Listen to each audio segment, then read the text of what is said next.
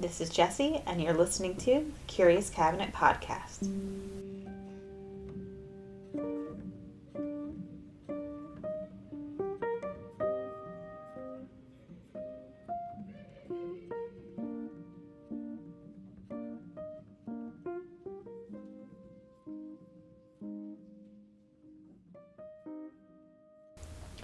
So today I have a really cool story that I'm very excited to share with you. I have the story of Virginia Hall, who was an American spy and ended up at the top of the Gestapo's most wanted list in occupied France. Crazy. So, here's a little bit of a backstory to Virginia's life. Virginia Hall was born April 6, 1906 in Baltimore, Maryland. She was the youngest child born to Edwin Lee Hall and Barbara Virginia Hamill. She spent her early years on the family's farm called Boxhorn Farm in Parkton, Maryland. Her family was very well off as her father was a very successful businessman who had invested in a lot of real estate and had other investments as well. Her family was part of the city's upper middle class social circle, but not among the ultra wealthy. They were able to live a comfortable lifestyle with a large home, and Virginia went to some of the more prestigious schools, like Roland Park Country Day School, which was an independent all-girls school. She often participated in high school drama productions, was the editor of her college paper, and was president of her class. She had a love for adventure and travel, and going on her first trip to Europe in 1909, and she would travel back as much as she could. In 1924, she attended Radcliffe College, which was Harvard's university for women, and then went on to attend Barnard College, which was Columbia's university for women. There she studied languages and international affairs, which sparked her interest in a diplomatic career. She had also attended the École des Sciences Politiques in Paris, France, and I don't think I'm going to be able to say this right, but Consulacademie in Vienna, and briefly attended colleges in Strasbourg, Grenoble, and other European cities. Her studies mainly focused on languages, on economics, and international affairs. Her time in Europe helped her become fluent in French, German, and Italian, though friends would say that she never really could get rid of her American accent. She graduated with a degree in economics and international law. So speaking all those languages is insane. Like, I'm trying to learn Italian right now, and I'm really not doing all that great, and she's fluent in 4 languages. It's pretty wild. Letters that Virginia had written to her family and friends while she was at college reflected that she wanted to pursue a career representing her country and focusing on international challenges, which was very uncommon for women in the 1920s. Virginia started her career in Warsaw, Poland, as a clerk for the U.S. State Department in 1931, only taking clerical positions to help her kind of gain the experience she needed to work towards her diplomatic career. She handled a lot of administrative tasks, visa processing, and other consular things. She had her heart set on getting a job with the U.S. Foreign Service, which was, again, a very uncommon goal for women in the 1920s. Of the several thousand foreign officers at the time, only 6 were women and none were ambassadors. In April 1933, she was transferred to her job, to a clerk job in Izmir, Turkey, which was known as Smyrna then. She was still taking administrative jobs because the U.S. had a lot of restrictions on women being employed into higher positions, so she still had to kind of work her way up, but there wasn't many women who did that. But on December 8th, 1933, tragedy had struck Virginia. Being a lover of the outdoors and having a keen sense of adventure, she had always loved hiking, hunting, horseback riding. So while on a hunting trip with some of her friends, Her shotgun had misfired, leaving her foot in complete tatters. Her friends had managed to get her to the hospital in time to save her, but unfortunately, gangrene had already set in by that time, and that forced doctors to amputate her left leg from the knee down. By February of 1934, she was able to travel back to the USA and continue her recovery back home. In Baltimore, she was fitted for a prosthetic leg, which she had named Cuthbert, and she had to learn how to walk all over again. Her leg had an aluminum foot, which weighed over 7 pounds and gave her lots of pressure sores. Unfortunately, the U.S. also had strict rules forbidding people with amputations from joining the U.S. Foreign Service. When she found out that she was barred from taking the services exam, she was so mad. She had decided that she would not let her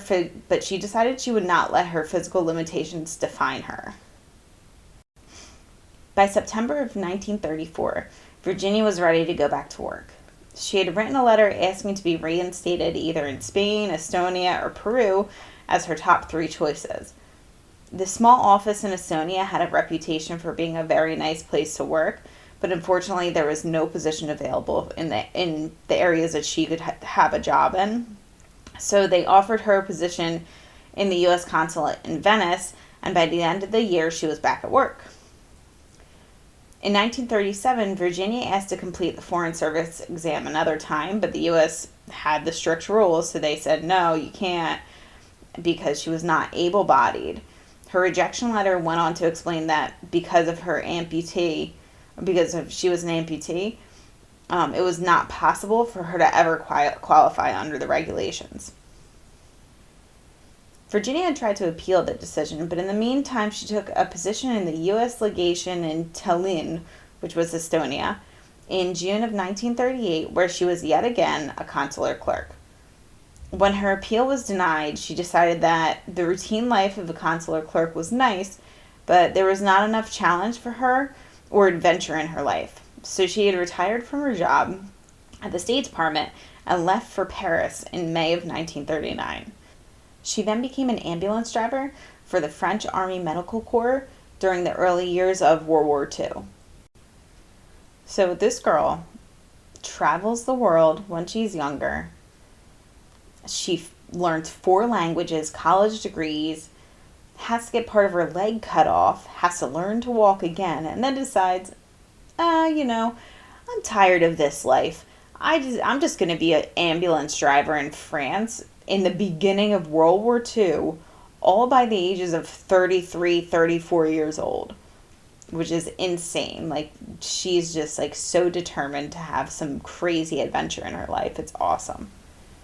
Her fluency in French and knowledge of the French countryside really helped her immensely during this time, but she also faced a lot of new challenges while the Nazis gained more control of the country.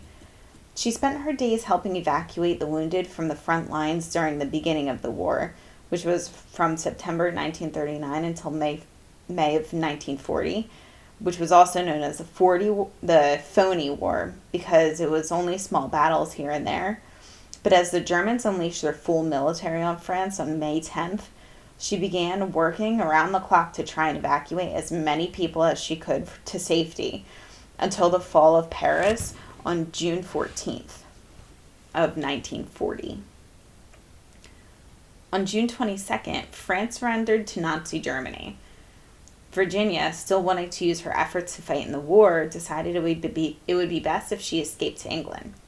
She used her U.S. passport to get through Spain and to get to London in August of 1940. When checking into the U.S. Embassy, she was immediately asked to debrief the staff on the situation of occupied France. She then took a job at the U.S. Embassy as a code clerk in London. But from living there from July to October of 1940, she actually had survived the Battle of Britain, which had fueled her desire to fight in the war even more. In February of 1941, Virginia decided she wanted to retire from her position in London. The United States had not yet joined the war at this point, but Virginia had caught the attention of British intelligence, and she was recruited to be an SOE agent. So that was the British Special Operation Executive, and it was an underground army tasked with setting Europe ablaze to fight the Nazis. During her intense training course, she learned the basics of encoding and decoding, how to detect surveillance, and how to pick a lock. The SOE even subjected her to realistic simulations of being interrogated by the Gestapo, including water torture. Virginia officially became an SOE agent in April of 1941. She arrived in Vichy, France on August 23, 1941. Her first mission was to go undercover as a French-American reporter for the New York Post, assume the identity of Brigitte Lecontre. I don't know if I'm saying that right, but she was to provide the SOE with the information on political developments, economic conditions, and the resistance movement. Being a journalist gave her the ability to ask a bunch of questions without really drawing any attention to herself. She often changed the way she looked by wearing different wigs, changing her makeup, and changes in wardrobe to make sure she went unnoticed.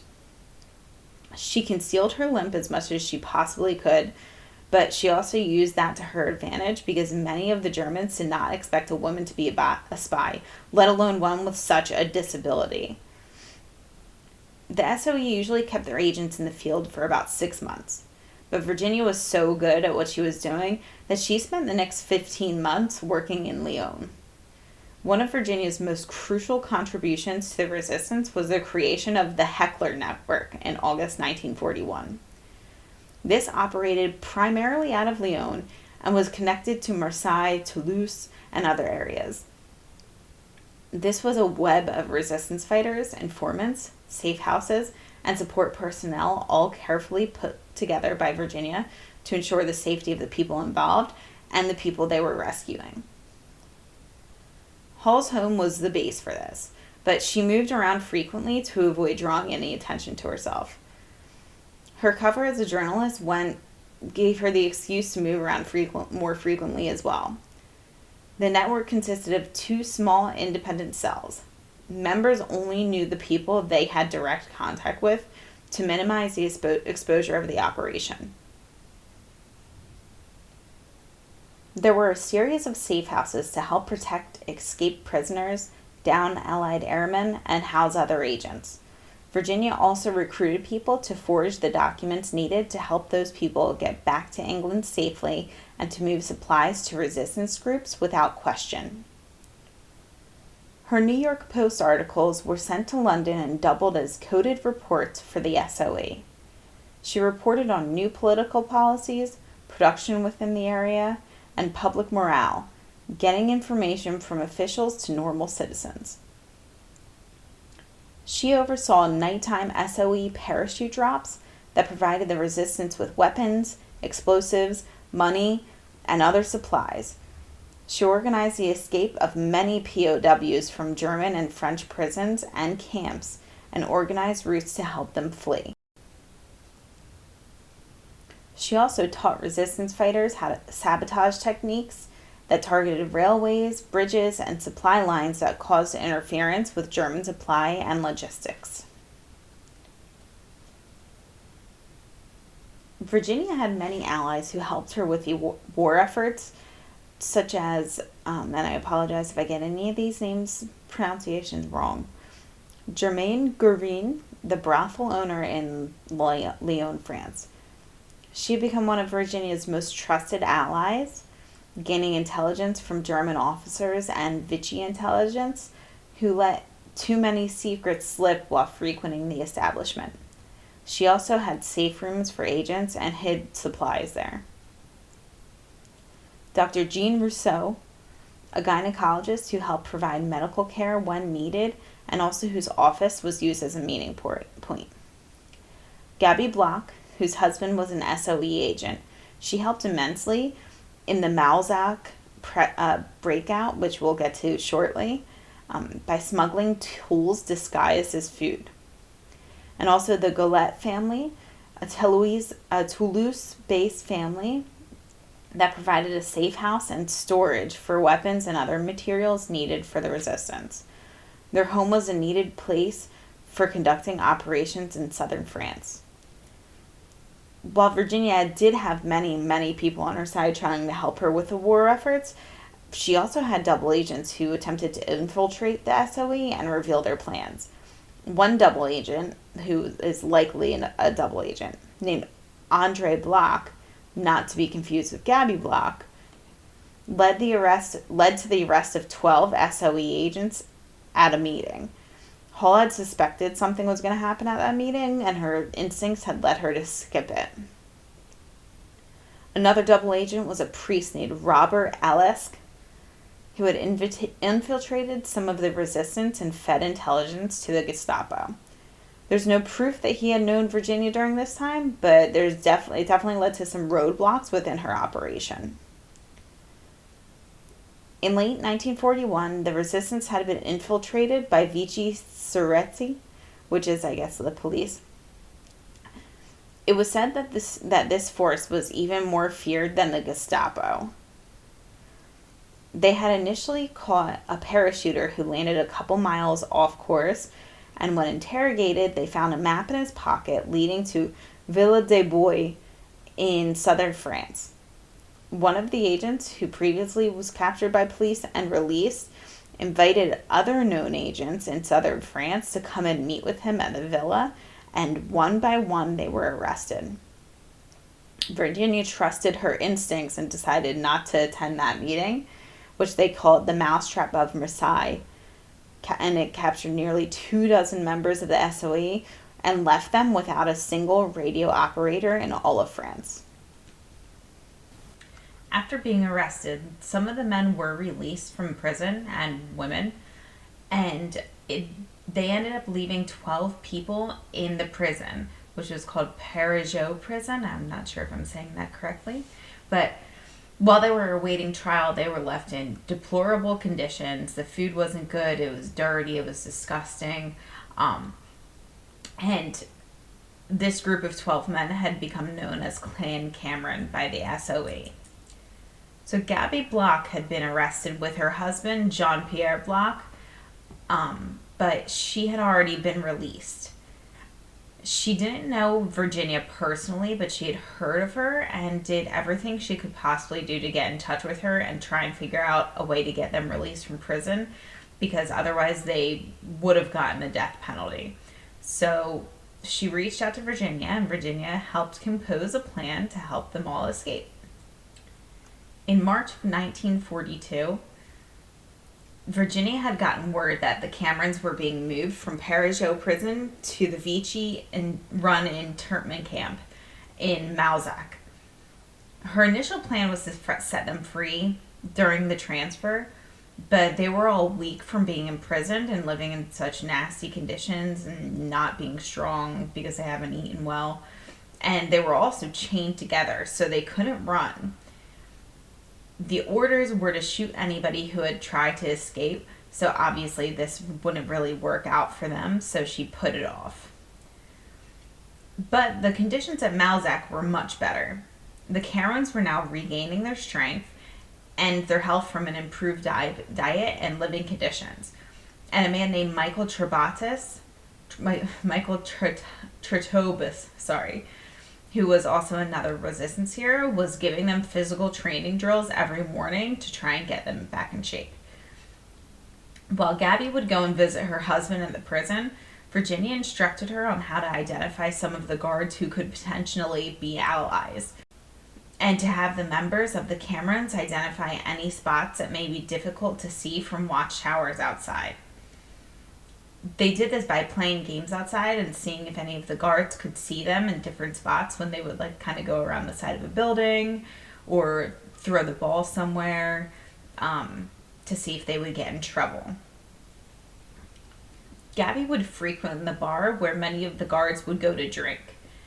While a few of the guards didn't work out, one guard, Jose Sevilla, told her he would help as long as he would be taken back to London to help join de Gaulle's followers.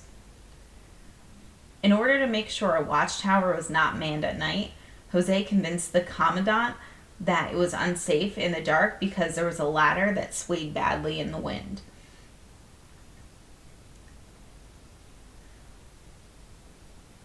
Gabby was frequently searched while entering the prison, but the food and other items she would bring in to her husband were not. She would hide tiny files with messages inside of jars of jam. Wire cutters were hidden inside of fresh laundry, and small hammers, screwdrivers, and sardine tins were hidden inside of hollowed out books.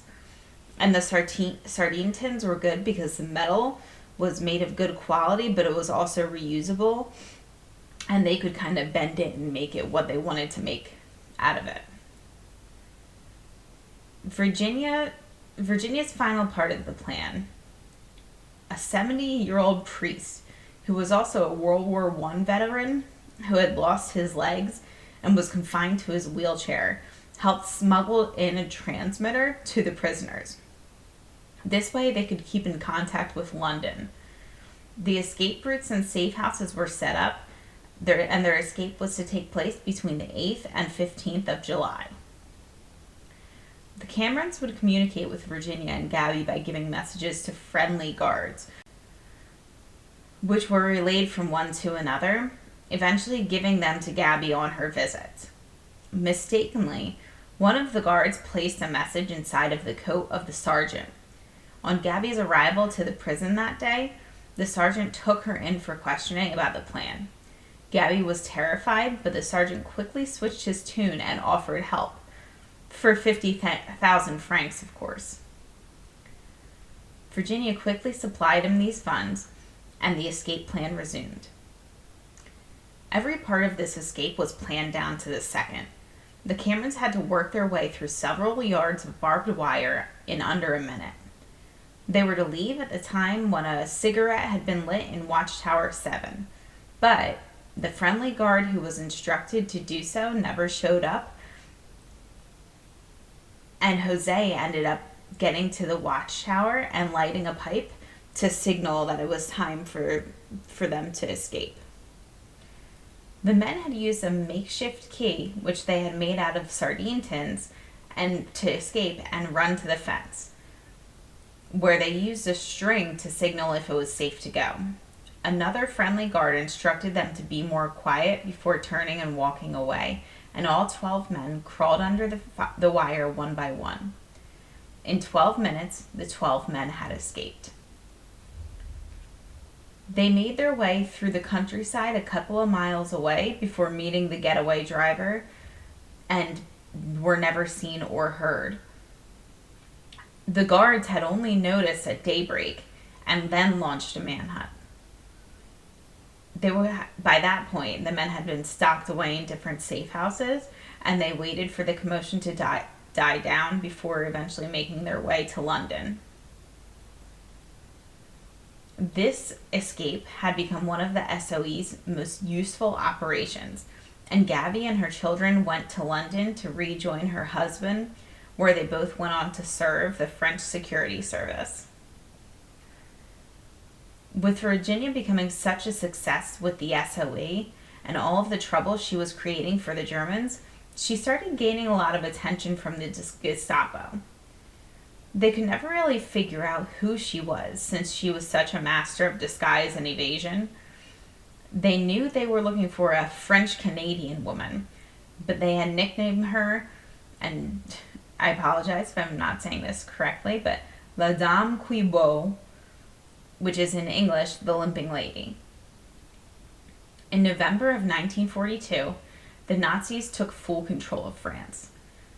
Chief Gestapo officer Klaus Barbie, also known as the Butcher of Lyon, launched a nationwide search for Virginia, nicknaming her Artemis, and told his staff, "I would give anything to lay my hands on that Canadian bitch." They considered Virginia to be one of the most dangerous Allied spies. Virginia knew that now was the time she needed to escape because she was getting known too widely.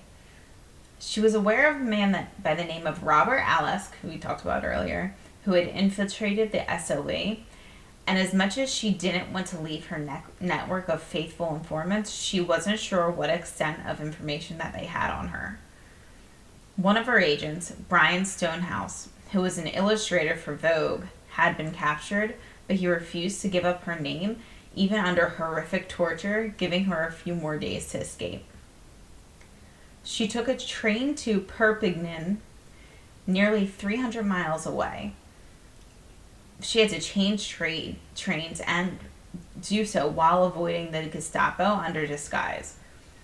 She checked into an SOE hotel and waited for her contact to set her up with a guide to escape. 2 other agents had joined them for their hike through the Pyrenees mountain range, which is a mountain range that borders France and Spain. During this escape, they had to hike over a dangerous mountain pass nearly 8,000 feet high. So she's hiking through this mountain range with one leg, running through the Gestapo. And this is winter, so like all kinds of wild animals are looking for food, and she's got to be freezing, especially like trying to get through this with one leg is just insane. So during the trek, Cuthbert, her wooden leg, pretty much began falling apart. The rivets came loose and her stump had started bleeding.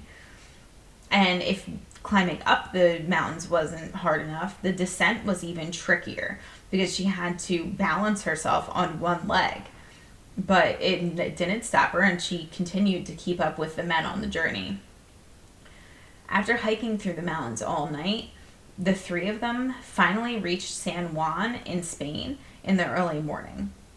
They had been spotted by civil patrol and questioned, where she used her Spanish to speak with them and explain they were American trying to enjoy the mountains but had gotten lost. But they didn't believe her. They thought she looked too tired and there was just something off, so they had arrested all of them for being undocumented and destitute refugees. So while she was jailed, which was for 20 days, she tried to figure out how she would escape. But with her wooden leg really of no use anymore, she could barely walk. She didn't have crutches or anything. That's all she had was her wooden leg. She then befriended a prostitute who would soon be released and gave her a letter to take to the American consulate, which had gotten back to the diplomats, and they helped arrange for her release. Afterwards, Virginia really tried to get back to France, but the SOE thought that it was going to be way too dangerous because the Gestapo was still hunting her.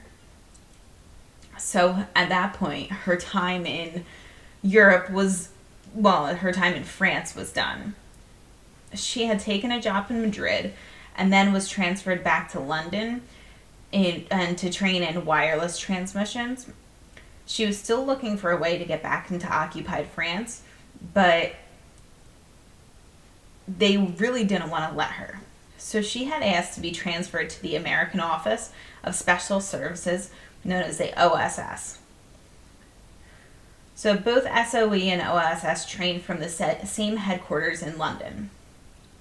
They formed a group of Mascassards. I don't know if I'm saying that right, but they were also a group of resistance fighters, and after training, they would help support the Allied D-Day operations. She would undergo an intense Hollywood-style makeover. They offered her to have some plastic surgery for disguise, but she decided that it would be better if she became an old peasant woman because of the limp on her leg, from her leg, which she took the name Marcel Montaigne. I don't know if I'm saying that correctly. But then she returned to France. She lived in La Cruz on a farm in a single-room hut with no running water or electricity. Her being out in the middle of nowhere in farmland was the best situation for her because she could have storage there, she could have parachute drops there, she could have meetings there, and no one would even notice. But her priority while she was in France was to recruit and train and to bring as many weapons as possible to the guerrilla unit. She also carried around a wire transmitter, which was very unsuspecting to the Germans because they didn't realize she knew enough of the German language to report the information that they were talking about to the intelligence in London. In her old woman disguise, she would care for the cattle and sell cheese on the side of the road. On June 9th, 1944, when the Allied troops landed in Normandy, her and her team of resistance fighters helped sabotage German lines and attack troops. This helped hinder further movements into the north of France. On August 16th, 1944, a simple guerrilla war had turned into an all-out war, and after 10 days, the Germans had surrendered to her and the French resistance troops at the Southern Command at Les Chambon. At one point, she found herself in the farmhouse with German officers who questioned her as to why she was there alone. Even though she had explained to them that she was just a cook for the farmer and helped care for the cows, they insisted on searching the home. Luckily for her, one of the officers recognized her as the old cheese lady. He helped himself to some cheese and then they left. But this prompted Virginia for a change of location because she feared she would be captured soon if she didn't. She then found herself in the Haute-Loire region of France, training a guerrilla unit now known as the Diana Irregulars, which her codename was Diana. This is where she met Paul Guillot, a French-American lieutenant who she later married after the war. She did the same thing as always here. She supplied weapons, supplies, and finances to the groups of resistance fighters. Her efforts to combat the Germans prior and during the aftermath of D-Day hindered the Germans severely and helped speed up the end of the war. By September 25th, Virginia and Paul's team had spent their time fighting Germans, and they'd finally made it to Paris, which had been liberated a month before. The OSS pulled the team, and even though the war was far from over, they congratulated her for a job well done. In 1945, Virginia and Paul had volunteered for a dangerous mission, which had taken place on the German side of Austria. On April 15th, Virginia and her team were sent to Switzerland and waited to cross the border, but their mission was scrubbed on May 2nd. 6 days later, Germany surrendered to the Allies and the war in Europe was finally over. In September of 1945, Virginia received the Distinguished Service Cross for her work with the OSS. In a letter to President Harry Truman, General William J. Donovan wrote, Miss Virginia Hall, an American civilian working for this agency in the European Theater of Operations, had been awarded the Distinguished Service Cross for extraordinary heroism in connection with military operations against the enemy. We understand that Miss Hall is the first civilian woman in this war to receive the DSC. Despite the fact that she was well known to the Gestapo, Miss Hall voluntarily returned to France in March 1944 to assist in sabotage operations against the Germans. President Truman wanted to present the award at a public ceremony, but Virginia insisted on protecting her cover. So instead, General Donovan gave Virginia her DSC at a private ceremony only attended by her mother. Virginia's only comment on receiving America's second highest award for bravery is said to have been, "Not bad for a girl from Baltimore."